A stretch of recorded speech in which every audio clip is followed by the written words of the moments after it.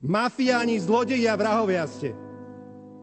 Ten hajzel, čo tu stál, to je novodobý Hitler. Lebo človek, ktorý dovolí systematicky rozkrádať krajinu, ktorý počas jeho vlád s Pellegrinim rozkradli 30 miliard eur. 30 miliard eur. Mali by ste držať hubu a krok.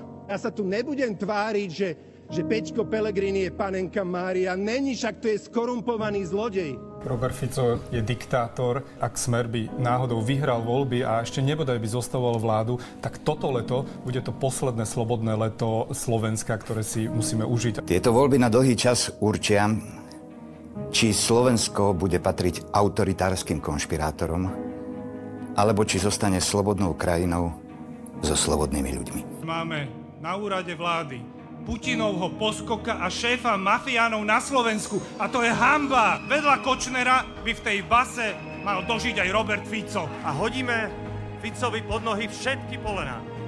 Tu na námestiach, v parlamente, na ústavnom súde a spolu ho zastavíme, priatelia. Zastavíme ho.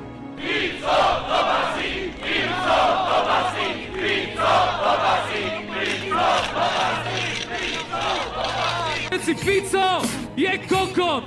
Všetci Fico! Skurvysyn Fico! Skurvení smeráci! Ste sepci a chudáci! Zbablci a čuráci! A k tomu ešte ten kokot Blaha!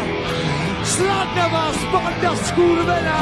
Myslím, že treba, dámy a páni z koalície, vás vážne varovať, aby vás tu nejakí horkokrvní voliči opozície nezrovnali so zemou.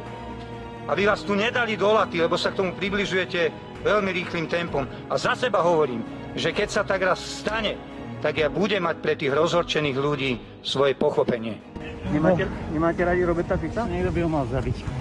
Prečo? Čudujem sa, že z 5,5 milióna ľudí v terminálnom štádiu, ktorých sú 14 000, nenájde sa nikto, kto by ho zrušil.